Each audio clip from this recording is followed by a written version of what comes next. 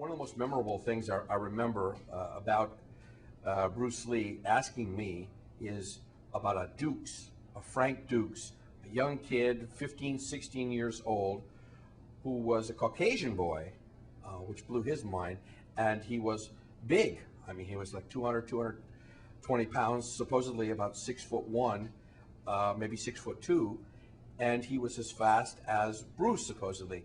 Bruce was completely stymied by this and wanted to find out, where is this Dukes? I have to see him to believe it, because he had never heard of a white guy that big being that fast. And I thought that very interesting. I did not know Frank Dukes at that point. Years later, I did find Frank Dukes, and I did tell him about that and everything. And he was that fast, because I did see Frank in action and everything. So he really was that fast. And when I saw this man actually move and everything, and his hang time in the air was like a Michael Jordan. It was phenomenal, how he defied gravity, and his speed was blinding speed. Frank knew a lot about the culture of martial arts. I mean, he knew uniforms and history and where things came from and how weapons. He was one of the great weapons masters in martial arts history.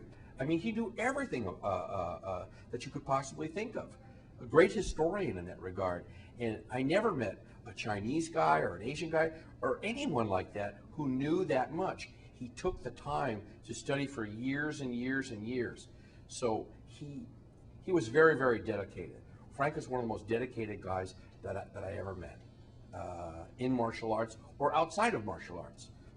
I remember back in 1975 when Frank Dukes was 19 years old, and they had the Kumite in Nassau. Now you have to remember that Caucasian martial artists were like considered like less than equal or more than pay dirt, and they were like put in the first round or two just so they could beat the crap out of them, and so that they could have this total dominance and everything. And so that they felt that Frank was going to come in there and they were going to just slaughter him in the first round, whatever. Well, Frank was like very, very focused, and he said, like, there's nobody going to touch me. So when Frank went in there, things would happen so fast and everything. It was like, if you blinked in one or two blinks, it was all over. He'd either break their nose, an arm would be broken or whatever, but it would all be over so fast, we'd all be looking at like, how did that happen like that?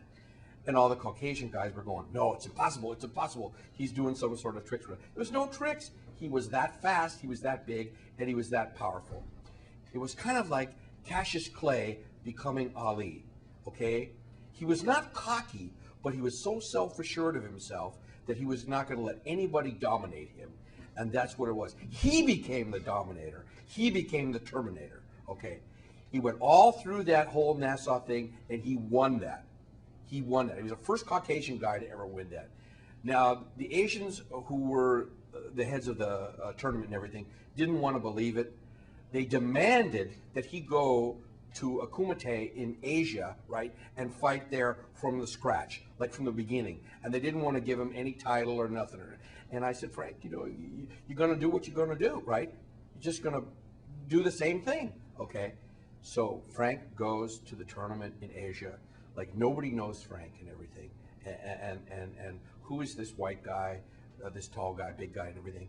And nobody had heard anything about the thing in Nassau because they wouldn't, you know, it was all hush hush. So I kept telling people, you know, I said, you know, that guy is faster and bigger than you think, man. And I used to take side bets and everything, right? And I made pretty good money on it. But Frank, again, he went right straight through the tournament, beat every single one of those Asian guys, man, and they were like clueless how this guy could do this. How could this man be that fast, that big, and beat them that quickly? He won matches so quickly. I think he set world records in that tournament. Okay, I think one of them was like 1.2 seconds, all done. That's it. and it was all over. And so after that, then the respect started to come and everything, and they realized that this man who knew, they started to find out he knew a lot about martial arts and everything, and that he had formal training and everything, right? That's when they started to respect him, okay? That's when Fama started coming around, and that name and everything, the Chinese flying horse, it started to come out. And he was the Chinese flying horse, man. There was nothing like him in the air. He was a one-of-a-kind, incredible fighter, a great warrior. When Bruce Lee was alive, people, he was a top dog then in martial arts and in films. You know, because people were jealous of him, of his abilities and his speed and his physical prowess and how powerful he was. They would talk down behind his back, and they would use their tongue against him, okay? And there was a lot of prejudice there. One of the things about Frank Dukes is he broke down that barrier. He broke down that prejudice, okay? When he was in tournaments, man, you know, they thought he was like a white pine tree or something. He was just going to fall. They were going to cut him down, and he'd go like that. That didn't happen. It never happened, okay? So what he did was to break down that prejudice. He was like the first Caucasian guy that was the big man to break that barrier down. He broke the barrier down for even Benny the Jet, who tried to get in that Kumite tournament, and because he was Mexican, was totally denied. I mean, they would allow a white, big, tall guy in there, but not a Mexican, okay? So Benny had to go into that kickboxing tournament, and that's how he got into it there, Benny the Jet. But it was Frank Dukes. He was like the first major guy to break down those prejudice barriers.